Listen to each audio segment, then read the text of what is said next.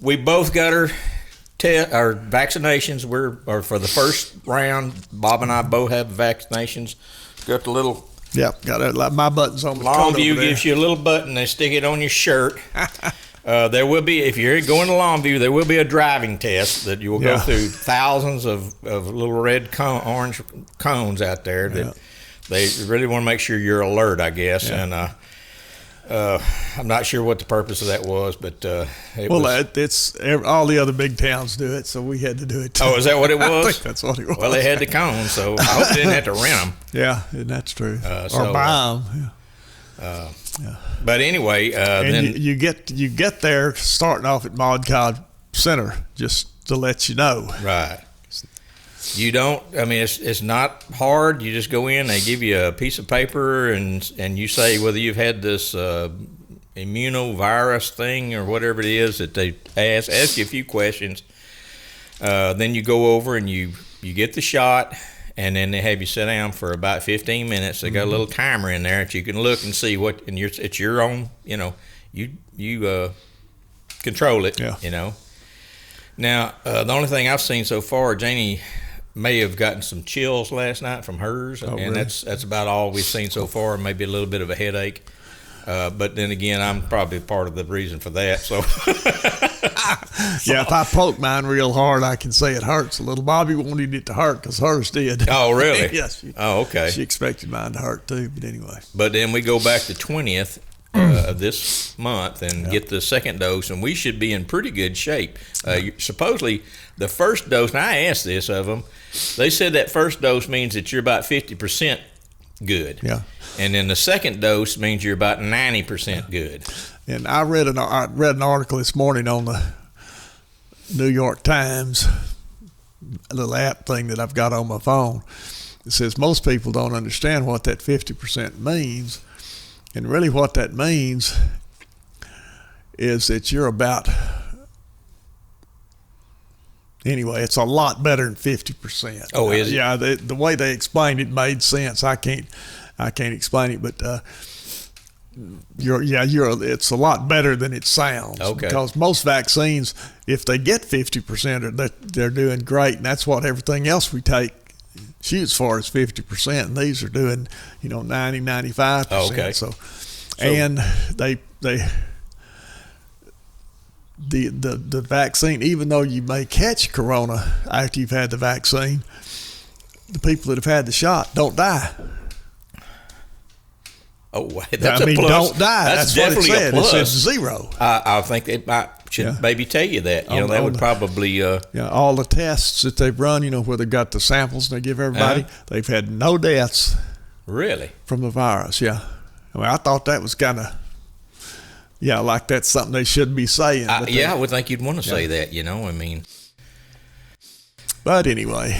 Okay. Well, anyway, we'll hopefully get your shot. If you can get it. And I had a friend of mine. I said, "Hey, they've got the shots. If you call them."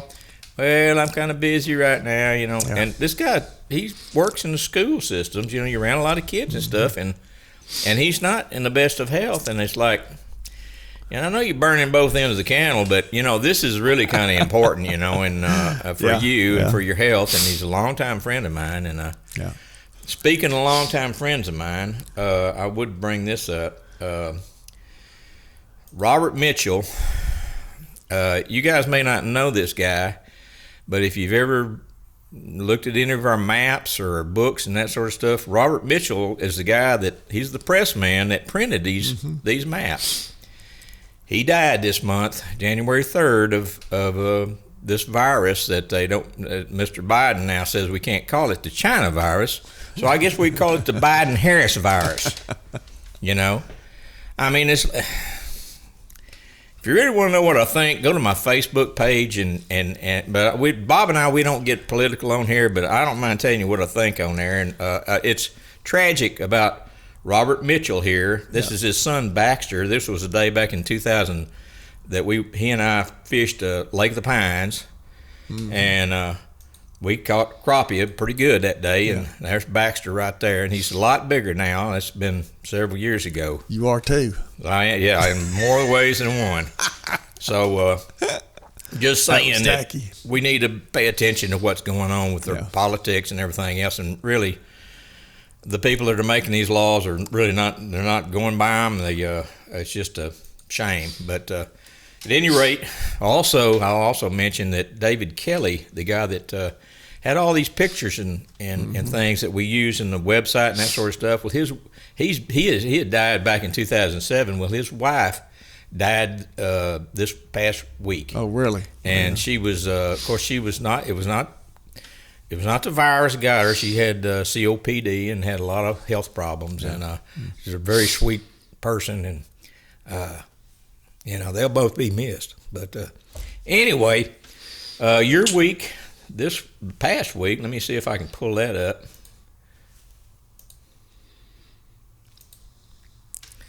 And let's see, can you see your partner there? Yeah, that was Avery last week. Avery, okay. Yeah. And you hit right about, let's see. Third place. Third place. Yeah. There you are right With there. 2 fish. 2 fish, and your partner caught 2 too, I think, didn't he? Yeah, his were a little smaller. But a little smaller, yeah. But that's still showing you drew a check. If I'd have had one little bitty fish more, I'd have moved up to second. But Gary Pardini, my hat's off to him. He had a sack full. Oh, yeah?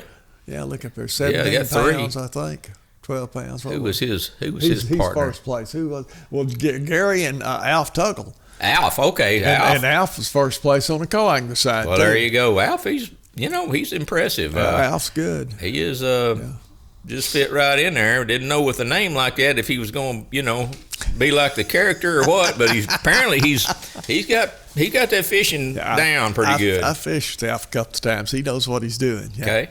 But they either had him a spot or they knew what to do, or both. Okay. I think it was both, because they had heavy bag on both sides and big fish on both sides too. So this was I guess I don't have it where I can see it, but was this hardcore? Or no, that was LFA. LFA. Yeah. And what part of the lake were you in? That was out of Birch. No, I'm sorry. You were in Birch? Went to Birch, didn't find anything in Birch. That was out of Running Branch. Running Branch. Or Running Creek. Running Creek up on far east side? Yeah. Okay. Yeah. My memory is just like mush sometimes. Yeah. Running Creek's up in this area right here. So y'all went over there after that. So did you pick up and drive over there is what you did? Yeah, we launched at 5:15 east and motored up there. Oh, okay. We fished Birch on Tuesday and loaded up after we discovered that Birch was cold and clear, which is highly unusual. Birch is usually warm and muddy. Oh, okay. And we came back to Glade, and Glade was the same way. So we came out of there, and we went up into Running Creek and immediately caught a couple of fish. So we said, okay.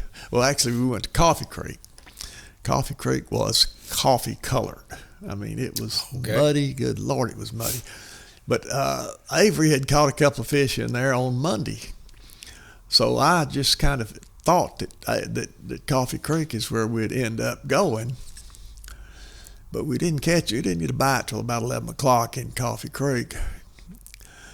So we decided that we would fish someplace else early and go to Coffee Creek about 11 o'clock. Well, trouble is we started catching fish early in the mouth of Running Creek, so we didn't go to Coffee. We never made it to Coffee Creek. But I was throwing a white swim bait on one of those little spin heads, underspin jig heads, and he was throwing a white swim jig with a white swim bait on the back of it. And that's the only thing we could get bit on. Did you notice any temperature difference between Birch and Running Creek for water temperature? Well, yeah, everything was warmer than Birch. Everything. Yeah, which is unusual. Okay. But Birch was the high 40s, and Running Creek and Glade were in the low 50s. Okay. Real low 50s, 51, 52. Interesting. Yeah. Wonder why the difference of that. I don't have any speculation for that. I think one of the reasons, I think the problem with Birch was that the water was so clear. Mm-hmm. Because but even it was still warmer than over at Birch. Is that correct? No, Birch was warmer. Birch was the coldest. Birch was the coldest. That's what I mean. Yeah. Maybe I said that wrong. But I don't remember really. It's Glade. got tangled. Glade was warmer, just like Running Creek was warmer than Birch. Yeah, and Running Creek was a little warmer than Glade too. But okay. And I discovered something quite interesting. Of course, I normally don't leave the depth finder on the console turned on. I did this time, and I got Lowrance's identical units front and rear, and the front one shows 2 degrees warmer than the ones on the back. Huh. So that's weird. Yeah, it is, but it doesn't make any difference. You're just looking for relative temperatures, and Running Creek was relatively warmer than Birch. Yeah. And Glade, so that's what counts. And I don't know how they calibrate those. It may be a calibration it's thing probably between the sensor itself. Yeah, the transducer Yeah. is probably a little different. But anyway, it bothered Avery, I think, more than it bothered me. Was his warmer or colder? No, his was colder. Colder. Well, that bothered me too. Yeah, the one up. You catch a bigger fish in front of the boat. One on You the catch trolling. it smaller in the back. I'd be blaming it on something. Yeah, but we were throwing those baits right up to the edge of the grass, and if you didn't get bit within the first 2 or 3 feet, you might as well crank it on in. And I finally started doing that. I don't like to do it, but that's what the fish were right. They were as tight to the grass as you could get. I mean, it hit the water and you get about 2 turns. You was either going to catch him or not. Yeah. Anyway. So did you notice a lot of bait fish in that area? We noticed a few. There have been, but I don't know if it's been so cold lately. I'm afraid that may have pushed the bait fish down, or it may have been a die off at this point. But no, bait fish were kind of scarce. We when you'd bring that little swim bait in, sometimes you'd have one with it. Most of the times it wasn't. Although historically, you'd have a bunch coming back with a spinnerbait. Yeah. Have 3 or 4 to be swimming along in here. Mama, mama, mama. Right. I guess. I saw where somebody had live scoped some brim beds on Fork on Facebook. Isn't that kind of early? They're old ones, yeah. Okay. Because I've done that too. And you can absolutely tell they're brim beds. There's no question about it. You hadn't seen anything like that though, lately. Not lately, but I see them on side scan. And if you see them on side scan, I'm sure you could see them on live scope. Yeah.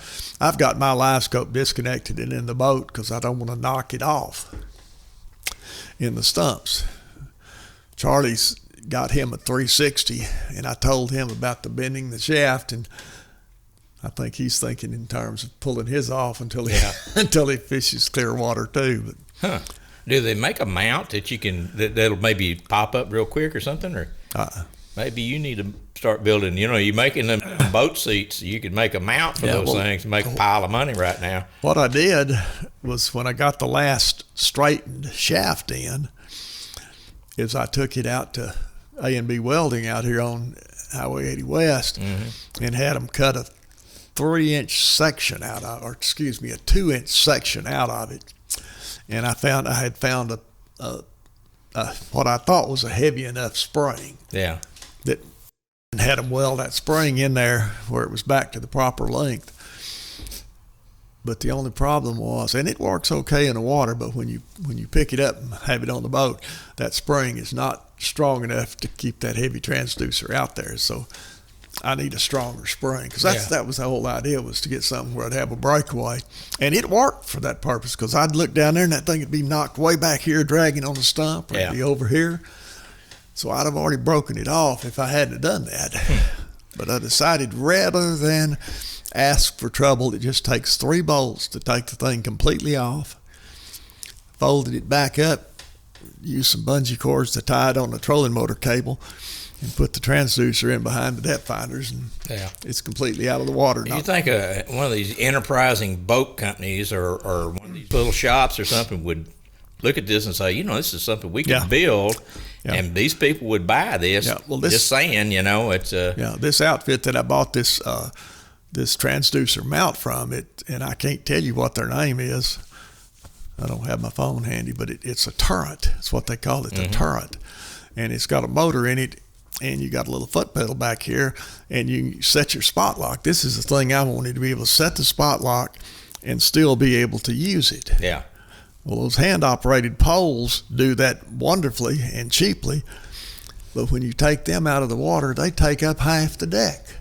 Yeah. And I didn't like that. So this turret stays bolted to your trolling motor, and you just hit this pedal, and it turns the transducer.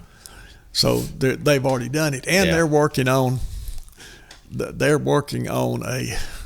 a two-piece shaft, so that they can sell you the lower piece when you bend it. Well, I wanted to do something where I didn't have to buy a whole bunch of them. So anyway, I'll try their two-piece shaft when it comes in. But it's a good product, and anybody that wants it can email me, and I'll send you the name of the company. They do have a good product, and their service has been great so far. Yeah. Okay. Now, next week is hardcore. Section 2. Section 2. So that's the middle 1/3 of the lake is where we're talking about. Yep. That's this week. It'll be this Thursday. And you pre-fishing for this? Yeah. Going up this afternoon, probably. This being Monday. I can't decide whether to go to Little Caney tomorrow or go into the Pond Dam area tomorrow.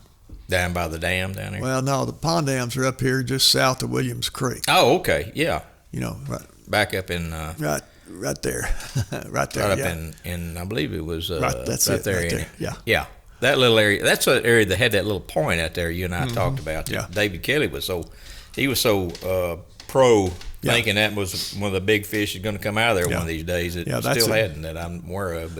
But that area there from Dale Creek, there's just miles and miles of shoreline like we found fish up in Running Creek. So it's a good area, right? That little section right in there. Just definitely. I mean, you could just stay right here forever. Yeah. Never go to the rest of the lake. And what I was thinking about for the pond dams is last week we had wind big time. Oh, yeah. Which influenced where we could fish to a big extent. I don't think that's going to be the case. Thursday, you got a 16 mile, almost 15 mile an hour winds. Yeah. It's pretty stiff. Southwest winds, too. There's going to be. See, that west bank would be okay. Pond dams that area would be all right. It would be real good. Covered. Yeah. It's probably not a bad spot at all. And Wednesday night, 54 is going to be the low. Yeah. Going into a 70 miles. So that's going to be one of the nicest mornings we've had all year. I mean, it's going to be decent. Sunny. And up to 70. Yeah. Clouds on Thursday. So, you need a protected area this week, looks like. So. Yeah. Do you know who you're fishing with this week? Yeah, I do. Okay. But I ain't gonna tell you. I think his name's Casey. And I apologize. Okay, Casey. probably. We'll probably cut this out anyway. Avery knows him, and we got him recruited into the club. And you fish. This is a new guy. Yeah, you fish with an officer your first time. So I used to get the newbies. Has that guy called you? That I had a guy call. I did. I was gonna. Yeah. Ask you about Great him. guy. He's a reverend at Marbley Avenue Baptist Church. I didn't know for sure what he wanted. Well, he wants to be part of the club, I think. Oh, he's trying to get in the club. That's what he's trying to do. I need to call him in because I thought he wanted to know if I'd take him out on a guided trip or something. Well, he might have been that, but I don't know if he may have misunderstood what I was trying to tell him. I'll call him. Scott Schulich. Okay. Scott Schulich. Yes, he did the services for my mother-in-law and father-in-law at their funeral last year. Yeah. So I mean, just super guy, and he's been I think he and his son are talking about maybe joining that club with you guys. Right now, we've got so many boaters that all the new guys that are joining have to join as a no boater. They have to come in as a backseater, and as the numbers go up, we pull people that are backseaters waiting to be boaters. We move up, so you move up, and Yeah. So it's you don't start out as a boater. Okay. Well, I don't think he has a boat, so that's good. Oh, that's good. Yeah. So at any rate, I mean, I told him, I said, if you want to learn in Lake Fork and get around people that really know what they're doing, this is the way to do it. Okay. And good. It's a good organization, and it's laid back. People enjoy it that's in it, and that's what Avery. That's a comment he made. He's been in the club now for, I guess, a month or 6 weeks, and he says he couldn't believe that he's not run into a jerk yet. And in bass clubs, that's unusual. Yeah. There's always one or two. Oh yeah. Y'all managed to weed them out, or just didn't ever get them. Didn't ever get them. Yeah, most of the time that personality finds out it's a draw tournament. They don't like that. Oh yeah. They want to fish with their partner, and they don't want anybody else to know where their secret holes are. Oh yeah, you don't need that. And I wouldn't care for it myself. Yeah, Lake Fork, there are just so many secret holes. It's just, oh yeah. Buy Martin's maps, you can find out where they all are. We're not really telling all the good places, though. Bob's got don't all have those. them labeled as good places. They're just labeled. They're just marked on the map. Yeah, there's some marks on there we don't make a big deal out of. But, So anyway, we're looking forward to having a more pleasant day. It's possible rain Thursday, but the percentages aren't real high. What is it? 15%, and it's in the afternoon too. So we're looking forward to having one of the more pleasant days we've had this year. Boy, you need some. Yeah, and hopefully, since we're in February, maybe we're not going to lose any more days because of weather. We could still lose one or two, but typically, if you look at last year, January is when all the cancellation days were because of weather. Now, COVID hit us in February, March, and April. Shut us down. But COVID, we figured out how to do the remote sign up and everything, so COVID's not an issue. Chuck Roy sent me a note that apparently Tex Midkiff, the guy we talked about that did the article for their newspaper, we talked about last time. He apparently had watched the program, and he was all excited about it apparently. But Chuck Roy said that he's ill for some reason or another, and I hope that if he's watching here, I hope you getting better. And great article that he came up with, and I've seen some others with him too. That and I actually made that chili. Did you? I will sit down, and of course it wasn't the exact ingredients. They had McCormick this and McCormick that, and I tell you what, it's pretty good chili. If anybody wants a recipe, send me an email and I'll send you a copy of what he sent me. What he had in the paper. I'm sure you wouldn't mind. I've got one of the papers up at the lake. I'll bring it home to Bobby's because she likes chili. It's good, and it was really a lot of spice in that thing, and it was just a little hot, but not much hot, But and you could back off on the hot ingredients. Oh yeah, and I actually added probably a little bit more than they normally do in there, but. It's good. It's really it's the original Wolf Brand chili recipe, which when I think it said Quaker Oats took it over, they changed that recipe and people complained. Maybe I don't remember it myself, but I mean we just eat anything they gave us. It's if we got a box of crackers. That's one thing. That's the only thing I could depend on. Mom had that box that them old tin boxes. Yeah. Had a tin box of crackers. That's about the only thing I could depend on during that time. Is I could go to that cracker box and there'd be some crackers in there. Yeah. I got a box like that in there, and my wife was wanting to throw it away. I said, "There ain't no way you're throwing this box away." Sell that in the garage sale before you throw it away. But no, it ain't. They'll be throwing me away before I get rid of that tin box, cracker box. I haven't seen one of those in a long time. Well, but I know exactly what you're talking about. You're in for a real treat then. I found out. I was backing up to the COVID stuff. I found out VA was giving COVID shots, so I sent out an email to all the club members, and about a half dozen of them wrote me back thanking me.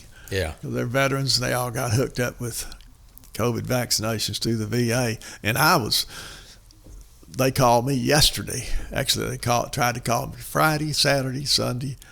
Finally got a hold of me yesterday to set a time, and I said, "Hey, I appreciate you calling, but I got it taken care of." So. Yeah. Well, I wouldn't have known about it that you called me, and it's going to be like that for other people too. They're not necessarily going to know if you have a friend or something that's paying attention. They'll call you, and like I did that friend of mine that just completely ignored it. So yeah, but they are giving shots at the VA in Shreveport at the hospital, and they're doing them in Longview at the VA clinic on weekends. Okay. But you got to have an appointment, so you got to call them. Okay. Well, we got ours at the Christus Medical Facility, whatever you want to call Glade them. County, what do they call it? Humane Society. Is No, they've got a probably thinking name. on old people like us. Yeah, they've got a name for they've got a name for that setup. I don't know what it is. Yeah. But anyway, there are ways to get it now.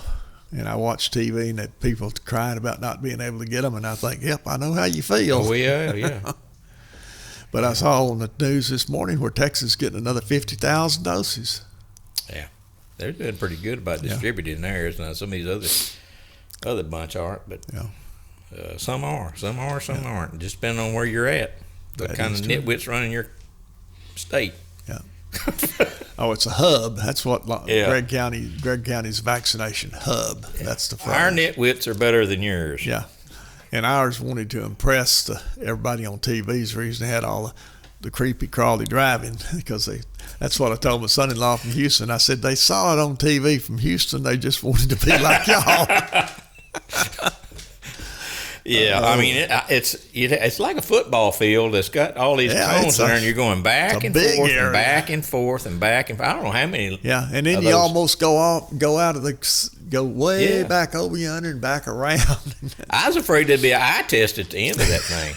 Yeah, or something. Yeah, I did. I thought, and then when you get to the end, you realize you're not getting a shot here. You're just getting started. This is giving you a piece of paper for you to go to the building that's got the shot. And they're checking when you get to the end there if you're actually supposed to be there that day too, which would be awful disappointing. Yeah. After you'd been through all that, if your name wasn't on the list. I mean, I'm not complaining. It's just it's kind of just a bizarre ritual that you're having to go through, and fortunately no animals were killed during this process that I'm aware of. But okay. Anyway, it was fun. Yeah.